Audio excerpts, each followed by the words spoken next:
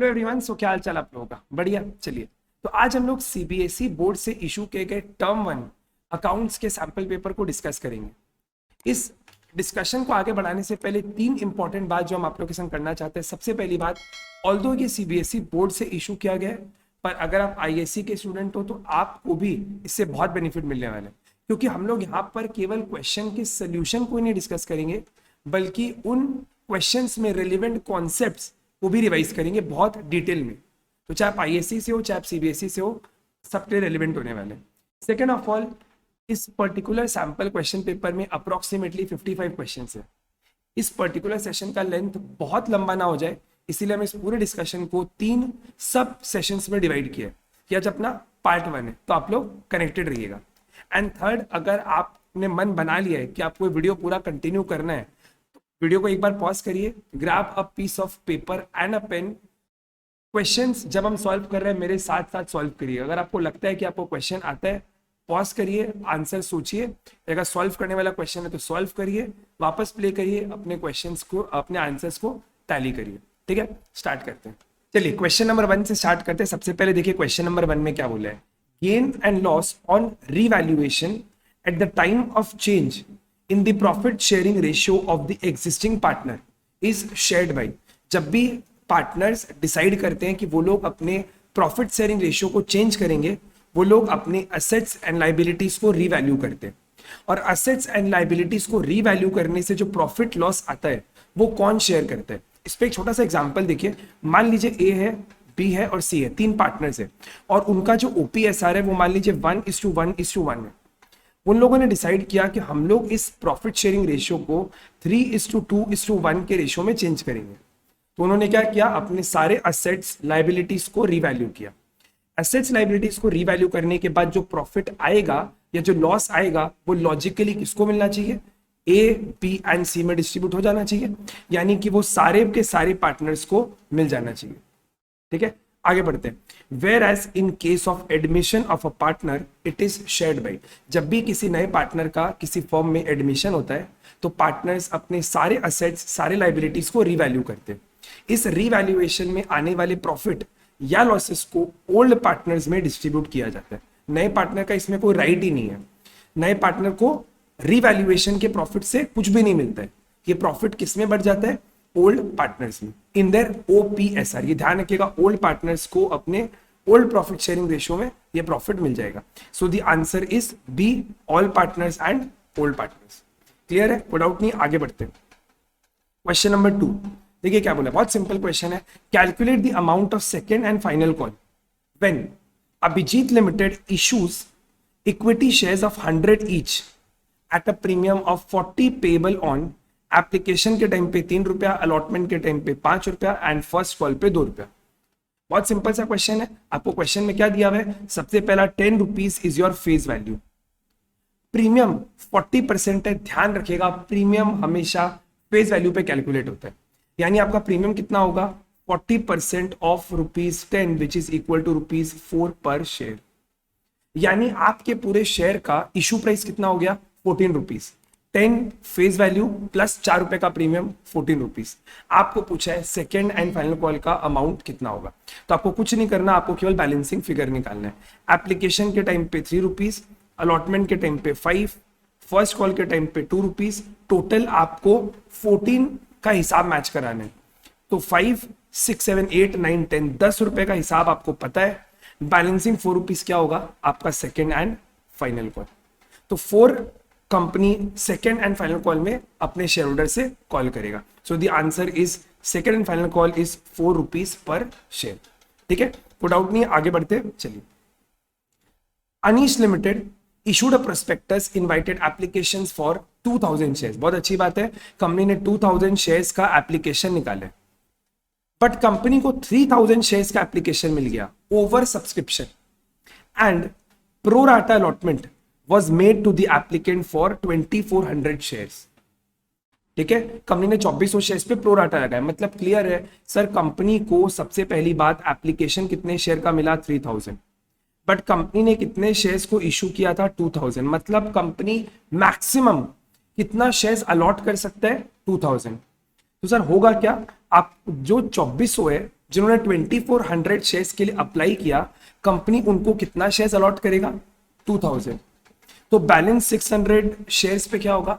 Company उनको पैसा refund कर देगा। उनको बोलेगा कि देखो सर, हम आपको कोई शेयर अलॉट नहीं कर सकते हैं, आप अपने एप्लीकेशन का पैसा वापस रिफंड ले लो। अब आपको क्वेश्चन क्या पूछा है? इफ ध्रुव एक शेयर होल्डर है, अगर उनको 40 शेयर्स अलॉट हुआ था तो उन्होंने कितने शेयर्स के लिए अप्लाई किया होगा? वेरी सिंपल क्वेश्चन, ये बेसिक यूनिटरी मेथड का क्वेश्चन। देखिए, जिन लोगों ने 2000 शेयर्स जिनको अलॉट हुआ है, शेयर होल्डर जिनको 2000 शेयर्स अलॉट हुआ है, उन्होंने कितने शेयर्स के लिए अप्लाई किया होगा? 2400। ये क्लियर है? मतलब जिनको एक शेयर्स अलॉट हुआ है, उन्होंने कितने शेयर्स के लिए अलॉट किया होगा और कितने शेयर्स के लिए अप्लाई किया होगा? 2400 बाई 2000। तो जिनको 40 शेयर्स अलॉट हुआ है, उन्होंने कितने शेयर्स के लिए अप्लाई किया होगा? 2400 बाई 2000 इंटू 40। इसको कैलकुलेट करेंगे और आंसर मिल जाएगा 2400 by 2000 into 40 and it comes to 48 shares. मतलब जिनको 40 शेयर्स अलॉट हुआ है, उन लोगों ने पक्का 48 शेयर्स के लिए अप्लाई किया होगा। So C is the correct answer and 48। अगर आप लोगों को वीडियो अच्छा लग रहा है तो वीडियो को प्लीज लाइक करिएगा एंड अपने फ्रेंड्स के साथ शेयर जरूर करिएगा। आगे बढ़ते हैं। क्वेश्चन नंबर 4, देखिए क्या बोले। Ambarish limited offered 2 lakh equity shares of 10 each. Company ने इशू किया है 2 लाख शेयर।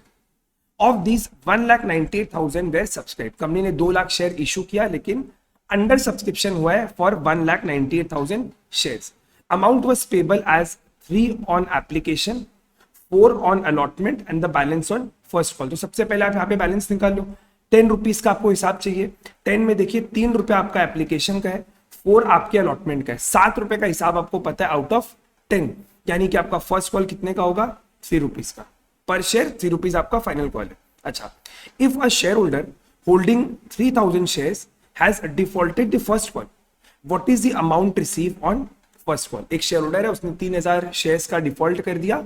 आपको बताना है कि कंपनी को फर्स्ट कॉल में कितना पैसा रिसीव होगा। अब हम आपको, क्योंकि हम लोग इसको रिवीजन पर्पज से भी सॉल्व कर रहे हैं, हम आपको इसका जर्नल एंट्री भी करके बता देते हैं। देखिए, जब कंपनी फर्स्ट कॉल के लिए पैसा मांगेगा तो कंपनी जर्नल एंट्री क्या करेगा? सबसे पहला equity share first call, account debit to equity share capital. Company ध्यान रखेगा 2 लाख शेयर्स पे फर्स्ट कॉल नहीं मांगेगा। जितना शेयर्स अलॉट हुआ है, कंपनी उतना शेयर्स पे ही अलॉटमेंट का पैसा, फर्स्ट कॉल का पैसा मांगेगा। यानी कि 1,98,000 शेयर्स पे कंपनी 3 रुपीज करके मांगेगा। कितना आता है? 1,98,000 इंटू 3, दैट इज 5,94,000 रुपीज। इतना कंपनी मांगेगा अपने शेयर होल्डर से, बट कंपनी को इतना पैसा मिलेगा नहीं। क्यों? क्योंकि एक शेयर होल्डर ने फर्स्ट कॉल का पैसा डिफॉल्ट किया। तो उसका जर्नल एंट्री क्या आएगा? सबसे पहला सर बैंक अकाउंट डेबिट, क्योंकि डिफॉल्ट हो रहा है तो कॉल्स इन अरियर, कंपनी के लिए असेट है। 2 equity share first call. Equity share first call को हम लोग क्रेडिट करेंगे। सर डिफॉल्ट कितने का हो रहा है? 3000 शेयर्स पे 3 रुपया करके, दैट इज 9000। इसको सब्ट्रैक्ट करते ही आपको आपका आंसर मिल जाएगा 5,85,000 रुपीज। 5,85,000 रुपीज कंपनी को अपने फर्स्ट कॉल में मिलेगा and hence B is your correct answer. I hope आप लोगों को क्लियर है। वो डाउट होगा तो प्लीज कमेंट में अपने डाउट्स को जरूर लिखिएगा। आगे बढ़ते हैं क्वेश्चन नंबर 5 की तरफ। Again a very interesting and a very simple question. आपको यहां पर इन इवेंट्स का सीक्वेंस बताना है। देखिए क्या हो रहा है। सबसे पहली बात, कंपनी सबसे पहले फर्स्ट कॉल मांगता है, या कोई भी कॉल कंपनी मांगता है अपने शेयर होल्डर से। मांगने के बाद अगर शेयर होल्डर ने पैसा नहीं दिया तो कंपनी का कॉल डिफॉल्ट हो जाता है। It's default on calls. Calls पे डिफॉल्ट हो गया। डिफॉल्ट होने के बाद कंपनी उनको नोटिस भेजता है कि प्लीज आप अपना पैसा इस टाइम पीरियड के अंदर दे दो। अगर वो उस नोटिस में पीरियड पैसा नहीं देते, नोटिस की एक्सपायरी पे, तो कंपनी उनके शेयर्स को फॉरफिट कर लेते हैं। फॉरफिट करने के बाद कंपनी उन शेयर्स को वापस से मार्केट में रीइश्यू कर देता है, और रीइश्यू के कारण जो प्रॉफिट आता है कंपनी उस प्रॉफिट को अपने कैपिटल रिजर्व में ट्रांसफर कर देता है। तो ये हो गया आपका सीक्वेंस। सबसे पहले हम लोग एक शेयर होल्डर ने कॉल को डिफॉल्ट कर दिया, कंपनी उन शेयर्स को फॉरफिट कर लेता है। फॉरफिट करने के बाद कंपनी उनको रीइश्यू कर देता है, उन शेयर्स को वापस रीइश्यू कर देता है, और रीइश्यू के कारण जो प्रॉफिट आता है उसको अपने कैपिटल रिजर्व में ट्रांसफर कर देते हैं। तो सीक्वेंस क्या हुआ 2 1 3 and 4, so the correct answer is C 2 1 3 and 4। I hope कोई डाउट नहीं है आप लोग को। आगे बढ़ते question number 6, a very interesting question. देखिए Arun and Vijay are partners sharing profit and losses in the ratio 5:1। अच्छा बात है, दो पार्टनर है और वो लोग प्रॉफिट एंड लॉसेस को 5:1 में इनका उनका ओपीएसआर है। इनके बैलेंस शीट का आपको एक्सट्रैक्ट दिया हुआ है जिसमें आपको एक मशीनरी दिख रहा है जिसका बुक वैल्यू 40,000 रुपीज है, ठीक है। If the value of machine reflected in the balance sheet, यानी कि किसका, इस 40,000 रुपीज का बात कर रहे हैं। ये जो बैलेंस शीट में आपको 40,000 रुपीज का मशीन दिख रहा है is overvalued by 33.1/3%. Find the value of machine to be shown in the new balance sheet. ये जो 40,000 रुपीज है ये ओवर वैल्यूड है, मतलब ये ज्यादा दिख रहा है, जितना दिखना चाहिए था उससे ज्यादा दिख रहा है। सर कितना ज्यादा दिख रहा है, 33.1/3% ज्यादा दिख रहा है। मतलब इसको सॉल्व करने का देखिए 2-3 तरीका है। सबसे पहले हम आपको फर्स्ट तरीका बताते हैं। आप क्या करो ये समझो, let the original value of machine be 100%, ये आप ले सकते हो 100%, और 100 भी आप ले सकते हो, एक ही बात है। अब over valuation, wrong over valuation के कारण आपका मशीन कितने पे दिख रहा होगा। So after wrong over valuation आपका ये 100% का असेट 1/3% से ज्यादा दिख रहा होगा। यानी कि आप बोल सकते हो दिस इज 133.33%, या बोल सकते हो मतलब दिस 40,000 इज इक्विवेलेंट टू 133.33%। अब आपको क्या निकालना है, ओरिजिनल वैल्यू। तो again unitary method, if 133.33% is equivalent to 40,000, so how much is 100% equivalent to, original value कितना है, तो ये कितना आएगा, how much is 100% equivalent to 40,000 divided by 133.33 into 100, कितना आता है 40,000 divided by 133.33 into 100, and this comes to 30,000, and 30,000 is your correct answer. एक और तरीका, अगर आप लोगों को परसेंटेज वाला तरीका नहीं जम रहा है तो यहाँ पे आप रेशियो लेके भी सॉल्व कर सकते हो। कैसे कर सकते हैं हम लोग, देखिए let the original value of machine B1, original value 1 है, वो कितने से इंक्रीज हुआ। So after wrong over valuation आपके मशीन का वैल्यू कितना होगा, 1 तो ओरिजिनल था ही, प्लस 1/3 ऑफ 1/3 ज्यादा वैल्यूड है। 33.1/3% इज एज गुड एज 1/3। अगर आप इसको कन्वर्ट करोगे तो फ्रैक्शन में 1/3 ही आएगा। अब आप इसको सॉल्व कर लो, कितना आता है 1 + 1/3 विच इज इक्वल्स टू 4/3। मतलब आप ये बोल सकते हो that this 40,000 is equivalent to 4/3। तो आपको इसका 1 का वैल्यू निकालना है। So the answer is 40,000 divide by 4/3 which is again equal to 30%। तो ये आपके ऊपर है, आपको फ्रैक्शन मेथड जमता है तो आप फ्रैक्शन मेथड से करो, आपको अगर परसेंटेज मेथड जमता है तो आप परसेंटेज मेथड से कर सकते हो। क्लियर है, कोई डाउट नहीं है, आगे बढ़ते हैं। नेक्स्ट देखिए question number 7, which of the following is true in regard to salary to a partner when the firm maintains fluctuating capital account. देखिए एक पार्टनरशिप फर्म बेसिकली अपने कैपिटल अकाउंट को 2 मेथड्स पे मेंटेन करते हैं। सबसे पहला एक तो हो गया आपका फिक्स मेथड, एक हो गया आपका फिक्स मेथड। फिक्स मेथड में पार्टनरशिप फर्म 2 अकाउंट मेंटेन करता है, एक हो गया आपका कैपिटल अकाउंट और एक हो गया आपका current account.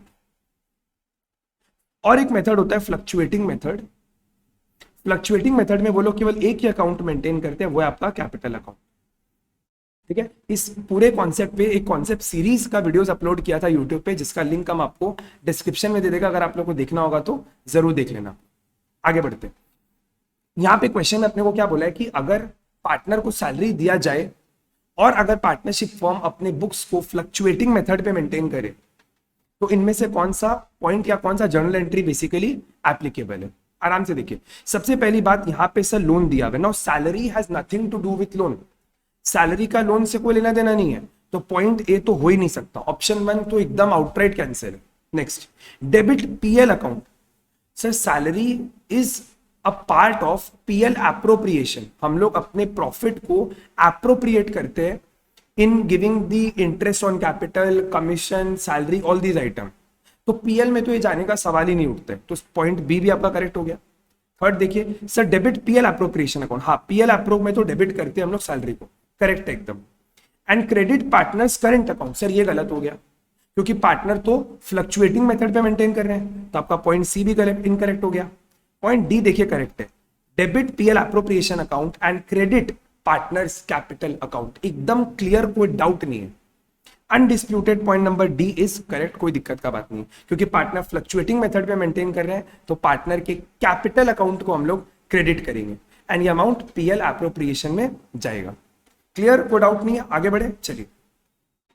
Point number 8, question number 8, at the time of reconstitution of a partnership form recording an unrecorded liability will lead to.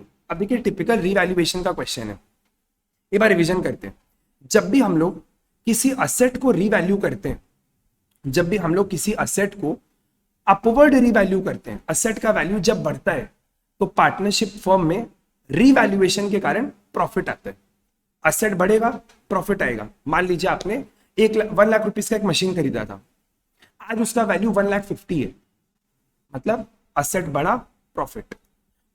Similarly अगर आपका असेट का वैल्यू कम होगा तो आपका प्रॉफिट कम हो जाएगा या आपको यहां पर लॉस आ जाएगा। एकदम क्लियर, कोई डाउट नहीं है। अच्छा, अब अगर आप अपने लाइबिलिटी के वैल्यू को इंक्रीज कर दोगे, मान लीजिए पहले आपको अपने क्रेडिटर को 1 लाख रुपीस पे करना था, क्रेडिटर बोले नहीं बिल में कुछ एरर था, आपको भी 1,20,000 देना है, तो इस लाइबिलिटी के इंक्रीज के कारण आपको रीवैल्यूएशन में लॉस आएगा। आप बोल सकते हो या तो आपका प्रॉफिट कम होगा या आपको लॉस आएगा। जस्ट ऑपोजिट, अगर आपका लाइबिलिटी कम होता है, क्रेडिटर ने बोला देखो सर बिल में हमसे भूल से गलती हो गया, आपको 1 लाख नहीं केवल 80,000 देने हैं, तो फायदा है ना, हमारा लाइबिलिटी कम हो गया, तो ये आपके प्रॉफिट को बढ़ा देगा या आपके लॉस को कम कर देगा, आप कैसे भी बोल सकते हो। अब देखिए अगर हम लोगों ने लाइबिलिटी को रिकॉर्ड नहीं किया, अब हमको रिकॉर्ड करना पड़ेगा, मतलब हमारा लाइबिलिटी बढ़ जाएगा और लाइबिलिटी बढ़ने के कारण हमारे रीवैल्यूएशन में लॉस आएगा। और सर लॉस किसको मिलेगा? ऑब्वियसली एग्जिस्टिंग पार्टनर को। नए पार्टनर को रीवैल्यूएशन के प्रॉफिट लॉस से कोई लेना देना नहीं होता है। रीवैल्यूएशन में आने वाले लॉसेस प्रॉफिट पे केवल पुराने पार्टनर का राइट होता है, मतलब एग्जिस्टिंग पार्टनर का राइट होता है। ठीक है, आगे बढ़ते। आई होप क्लियर है क्वेश्चन सबको। कोई डाउट होगा तो प्लीज कमेंट में अपने डाउट्स को जरूर लिखिएगा। आगे बढ़ते क्वेश्चन नंबर 9 देखिए। EFG are partners sharing profit and losses in the ratio 3:3:2। Partnership agreement के हिसाब से जी को मिनिमम 80,000 रुपीज का प्रॉफिट मिलेगा। और ऐसा कौन बोल रहा है? ऐसा ई बोल रहा है। ई जो एक पार्टनर है उसने पर्सनल गारंटी दिया है दैट जी को 80,000 रुपीज का प्रॉफिट शेयरिंग मिलेगा। ठीक है, कोई दिक्कत का बात नहीं। अगर कोई पार्टनर पर्सनल गारंटी देता है किसी दूसरे पार्टनर को तो वो पर्सनली लायबल होता है, उनको ही उनका डेफिशिएंसी बियर करना पड़ेगा। So the net profit of the year is rupees 3,12,000. Calculate the deficiency to be borne by E. Very simple question. पहले आप ये देख लो कि G को अंडर नॉर्मल कंडीशन, मतलब गारंटी को इन्वोक किए बगैर, बिना गारंटी को पिक्चर में लाए हुए, उनको कितना प्रॉफिट मिलता। तो आउट ऑफ दिस 3,12,000 G का शेयर कितना है? 2, तो इंटू 2/8, ये इतना इनको मिलता। तो कितना आता है? 3,12,000 इंटू 2/8 इज ₹78,000। ये इनको मिलता, लेकिन इनको गारंटी कितने का मिला है? इनको गारंटी मिला 80,000 रुपीज का। और ये गारंटी किसने दिया है? गारंटी दिया है ई ने। क्योंकि जो 2,000 का इनके अकाउंट में डेफिशिएंसी आ रहा है, ये ऑब्वियस सा बात है ई ही बियर करेगा। So the deficiency to be borne by E is ₹2,000, no doubt about it. Clear आप लोगों? चलिए आगे बढ़ते, चलिए okay. Next question number 10. At the time of admission of a partner, what will be the effect of the following information? अच्छा question है, देखिए क्या बोला है।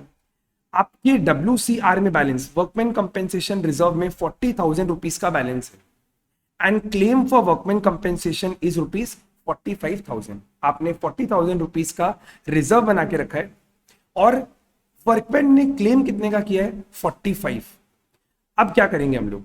देखिए, जितना हमने रिजर्व बना के रखा है वो तो ठीक है, उसके ऊपर जो हमारा क्लेम है वो हमारा नया लाइबिलिटी है। लाइबिलिटी जब आपका बढ़ जाता है तो आपको लॉस होता है, ये हम लोग अभी डिस्कस किए थे। अब अगर आप इसी चीज का एक जर्नल एंट्री समझो तो उसका जर्नल एंट्री देखिए क्या होगा। यहां पर आपका जो वर्कमैन कंपेंसेशन रिजर्व है वो पूरा खत्म हो जाएगा, पूरा 40,000 रुपीज एग्जॉस्ट हो गया, और आपका एक लाइबिलिटी भी आ गया to the extent of rupees 45,000। आपको अपने बैलेंस शीट में 45 का लाइबिलिटी लिखना पड़ेगा। जो 5,000 रुपीज का एडिशनल लॉस है ये कहां जाएगा? ये रीवैल्यूएशन अकाउंट में जाएगा, और रीवैल्यूएशन के थ्रू ये अल्टीमेटली पार्टनर्स के कैपिटल अकाउंट में चला जाएगा, या current account as the case में भी, जिस हिसाब से वो लोग अपने मेथड में मेंटेन करते हैं फिक्स या फ्लक्चुएटिंग, उसके हिसाब से। तो यहां पर क्या होगा? हम लोग को अपने रीवैल्यूएशन अकाउंट में 5,000 रुपीज डेबिट करना पड़ेगा। रीवैल्यूएशन में डेबिट माने लॉस, रीवैल्यूएशन में क्रेडिट यानी कि प्रॉफिट। आई होप क्लियर है आप लोगों को, डाउट नहीं है। Next question number 11, in the absence of partnership deed, a partner is entitled to an interest on the amount of additional capital advanced by him to the firm at a rate of। अगर partnership deed आपका absent है, partnership deed silent है, और एक partner ने अगर firm को कोई एडिशनल कैपिटल दिया है तो उस एडिशनल कैपिटल पे पार्टनर को कितना इंटरेस्ट मिलना चाहिए? नाउ द आंसर इज कुछ नहीं मिलना चाहिए। सर ऐसा हम लोग को फील हो रहा है कि 6% मिलना चाहिए। सी, ध्यान रखिएगा, जब एक पार्टनर एक फर्म को कोई लोन देता है, उस लोन पे पार्टनर को 6% पर एनम का इंटरेस्ट दिया जाता है। बट अगर एक पार्टनर ने कैपिटल इंट्रोड्यूस किया अपने फर्म में, और अगर आपके पार्टनरशिप डीड में इंटरेस्ट रेट के बारे में कुछ नहीं लिखा हुआ है, तो पार्टनर को कोई इंटरेस्ट नहीं मिलेगा। The partner will not be entitled to any interest on the additional capitals. Clear है? आगे बढ़ते हैं क्वेश्चन नंबर 12 की तरफ। Revaluation of assets at the time of reconstitution is necessary because their present value may be different from. अब जब भी हम लोग रीवैल्यूएशन करते हैं, हम लोग क्या करते हैं? हम लोग हमारी बुक वैल्यू को कंपेयर करते हैं मार्केट वैल्यू से। फॉर एग्जाम्पल, अगर आपके पार्टनरशिप फर्म में एक मान लीजिए बिल्डिंग है, उस बिल्डिंग का जो बुक वैल्यू है, जो प्रेजेंट वैल्यू है, वो मान लीजिए 1 लाख रुपीज का है, और अगर उस बिल्डिंग का मार्केट वैल्यू इससे अराउंड 1,20,000, यानी आपको रीवैल्यूएशन पे 20,000 रुपीज का प्रॉफिट हुआ है। So this present value here means the book value. आपके बुक वैल्यू और मार्केट वैल्यू में जो डिफरेंस होता है उसी को हम लोग रीवैल्यूएशन में प्रॉफिट या लॉस के फॉर्म में रिकॉर्ड करते हैं। अगर आपका एसेट्स का वैल्यू इंक्रीज हो गया तो रिवैल्यूएशन में प्रॉफिट, लाइबिलिटी का वैल्यू इंक्रीज हो गया तो रिवैल्यूएशन में लॉस। क्लियर है? यहां पे प्रेजेंट वैल्यू का मतलब बुक वैल्यू है। ठीक है, आगे बढ़ते हैं। Question number 13, if the average capital employed in a firm is rupees 8 lakhs and the average profit is rupees 1,80,000, normal rate of return is 10%, then goodwill का वैल्यू कितना आएगा? आपको कैपिटलाइजेशन ऑफ एवरेज प्रॉफिट के method से goodwill का value compute करना है।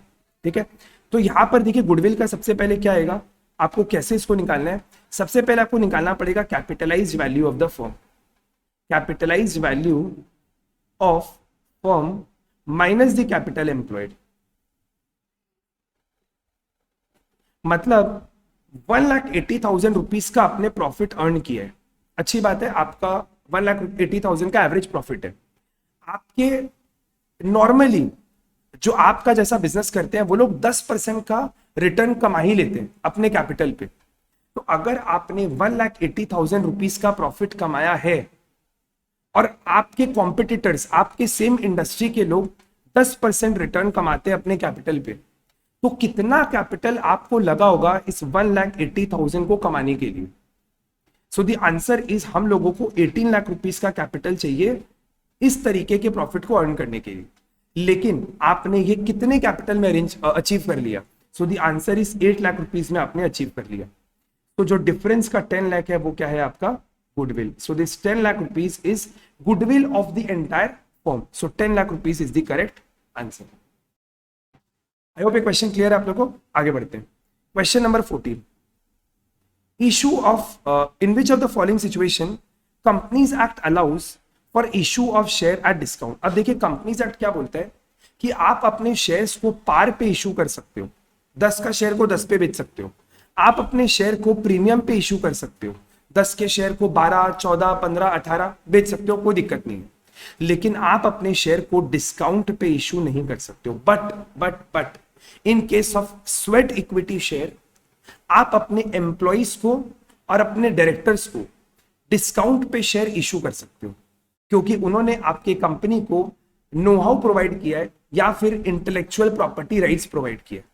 इस नो हाउ और इस इंटेलेक्चुअल प्रॉपर्टी राइट्स के लिए आइदर ऑफ द वन, इसके लिए कंपनी एम्प्लॉइज को, डायरेक्टर्स को डिस्काउंट पे शेयर्स ऑफर कर सकते हैं और ये कंपनीज एक्ट परमिट करते हैं। So the answer is sweat equity shares. ठीक है, आगे बढ़ते हैं। Question number 15, again a theory type of question. As per section 52 of the companies act 2013, security premium reserve can not be utilized for. अब देखिए companies act 2013 के section 52 में ऐसा लिखा हुआ है, 5 यूसेज आपको बताया हुआ है। जब आप अपने शेयर्स को प्रीमियम पे इशू करते हो तो जो प्रीमियम का पैसा होता है उसको हम लोग एसपीआर अकाउंट में क्रेडिट कर देते हैं। We credit the amount in SPR account. तो इस एसपीआर में कलेक्ट किए हुए अमाउंट का कंपनी क्या कर सकते हैं, कंपनी इन पैसों को 5 चीज के लिए यूज कर सकते हैं, उसके अलावा कंपनी इसको यूज नहीं कर सकते। उसमें एक आइटम क्या है, उसमें एक आइटम है इशू ऑफ बोनस शेयर्स। आप बोनस शेयर दे सकते हो, बाईबैक कर सकते हो, अपने प्रिलिमिनरी एक्सपेंसेस को राइट ऑफ कर सकते हो। अगर आपने कोई सिक्योरिटी को इशू किया है डिस्काउंट पे तो आप उस डिस्काउंट को इस एसपीआर से एडजस्ट कर सकते हो, बट आप अपने कैपिटल लॉसेस को एडजस्ट नहीं कर सकते हो। सो the answer is that you can not right of your capital losses from SPR का बैलेंस। अदरवाइज आप बोनस दो, बाईबैक करो उस पैसे के साथ, डिस्काउंट को राइट ऑफ करो, प्रिलिमिनरी एक्सपेंसेस को राइट ऑफ करो, कोई दिक्कत नहीं। ये section 52 of companies act 2013 permit करते हैं। ठीक है, आगे बढ़ते हैं। नेक्स्ट वेरी इंटरेस्टिंग क्वेश्चन, ये बिजनेस एक्विजिशन पे क्वेश्चन है। नेट असेट्स, नेट असेट्स का मतलब असेट माइनस लायबिलिटी, इसको हम लोग नेट असेट्स बोलते हैं, माइनस कैपिटल रिजर्व इज। आप कॉन्सेप्ट को समझिएगा ध्यान से। नेट असेट, मान लीजिए हम लोगों ने किसी का बिजनेस अक्वायर किया। अब हम जब किसी का बिजनेस अक्वायर करते हैं तो हम लोग क्या करते हैं, बेसिकली उनका नेट असेट्स अक्वायर कर लेते हैं। नेट असेट्स माने उनका सारा असेट, उनका सारा लायबिलिटी। मान लीजिए हम लोगों ने किसी के बिजनेस के नेट असेट्स 1000 करोड़ में अक्वायर किया और हम लोग उसके बदले जो परचेस कंसिडरेशन दे रहे हैं, जो पेमेंट कर रहे हैं, वो मान लीजिए 1200 करोड़ का है। असेट्स 1000 करोड़ का हमको मिला, बदले में हमने अग्री किया कि हम आपको 1200 करोड़ रुपया दे देंगे। 1000 करोड़ का असेट, 1200 करोड़ का पेमेंट।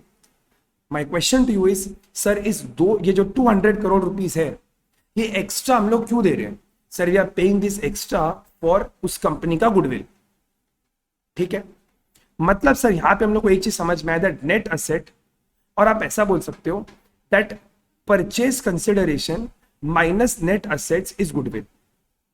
जब आपका परचेज कंसिडरेशन ज्यादा हो, आपने खरीदा 10 रुपए का चीज, पे कर रहे हो 120, वाई उस कंपनी के गुडविल का 20 रुपया पे कर रहे हो। नेक्स्ट एग्जांपल, मान लीजिए आपने किसी कंपनी का नेट असेट्स 1000 करोड़ का अक्वायर किया और आप जो उनको पेमेंट कर रहे हो वो मान लीजिए 800 करोड़ है। आप 200 करोड़ रुपया बचा रहे हो। आपने 1000 रुपए का प्रोडक्ट खरीदा बट आपको पेमेंट केवल 800 करोड़ करना है, मतलब आप 200 करोड़ रुपया बचा रहे हो। तो ये जो 200 करोड़ बचाया हुआ है, ये है आपका कैपिटल रिजर्व। मतलब देखिए इसका फॉर्मूला क्या बना, net assets minus purchase consideration is capital reserve. एकदम लॉजिकल है। आपने 100 रुपए का चीज 80 में खरीद लिया, मतलब आप 20 रुपया बचा रहे हो, that is your capital reserve. तो आपको क्वेश्चन में क्या पूछा है, net assets minus capital reserve, तो आप इसको यहां पे शिफ्ट कर लो, minus capital reserve is what, purchase consideration. So your answer is purchase consideration. I hope ये क्वेश्चन क्लियर है आप लोगों को। आगे बढ़ते हैं।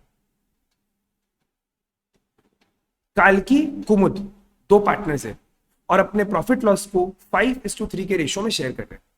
ऑन 1 अप्रैल 2021 उन्होंने एक नए पार्टनर को एडमिट किया और उनका जो एनपीएसआर है, फ्यूचर शेयरिंग रेशियो इज 3:2:1। मतलब सर 2 चीज क्लियर है, 5:3 हमारा ओपीएसआर एंड 3:2:1 हमारा एनपीएसआर। Goodwill of the firm was valued at rupees 3,60,000, पूरे फर्म का goodwill is 3,60,000।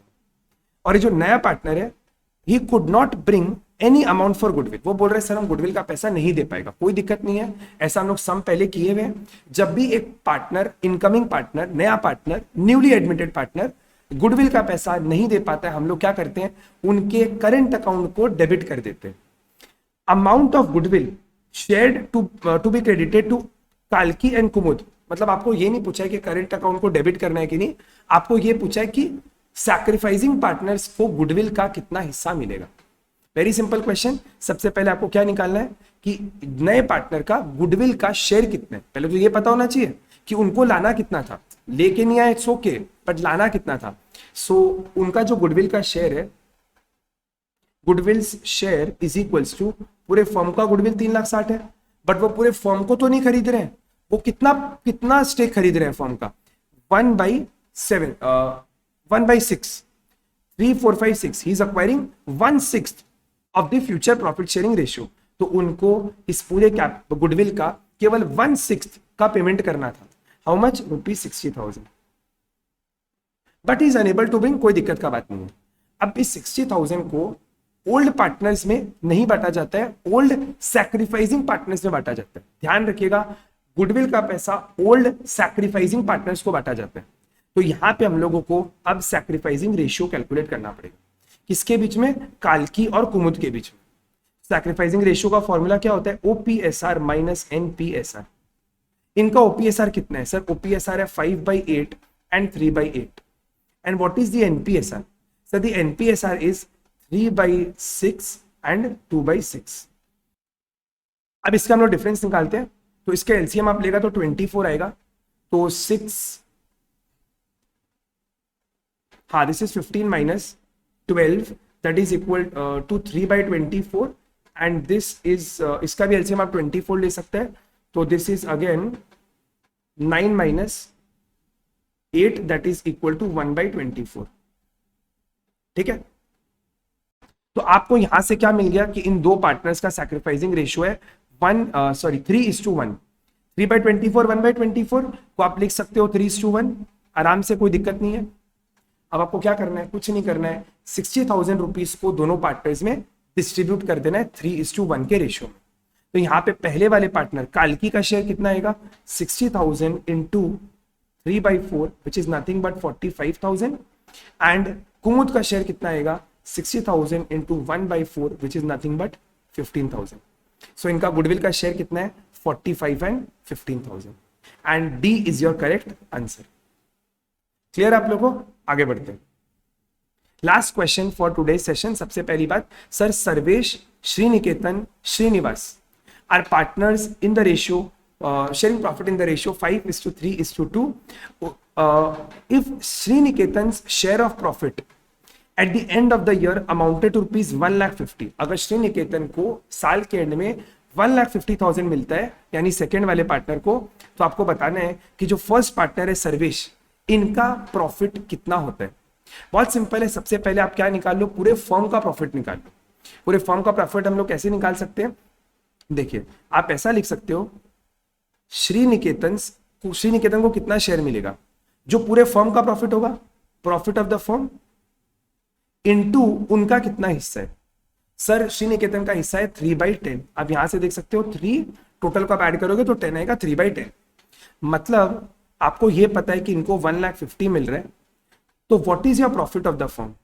Profit of the firm into 3/10।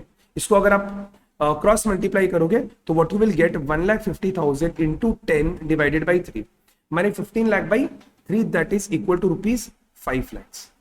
ये पूरे फर्म का प्रॉफिट है। अब इसमें से सर्वेश को कितना मिलेगा? Sarvesh will get 5 lakh into उनका शेयर, एंड उनका share is 5/10 which is half, that is equal to 2,50,000। 18 भी डन। तो आपका आंसर क्या हो गया? Answer is D. अगले सेशन में हम लोग 19 से क्वेश्चंस को कंटिन्यू करेंगे, तो आप लोग प्लीज कनेक्टेड रहिएगा। तो आई रियली होप कि आप लोग को ये सेशन अच्छा लगा होगा। अगर वीडियो अच्छा लगा तो वीडियो को लाइक जरूर करिएगा, फ्रेंड्स के साथ शेयर करिएगा और चैनल को सब्सक्राइब जरूर करिएगा। Till then stay connected, thank you, take care, मिलते हैं अगले वीडियो में, बाय बाय।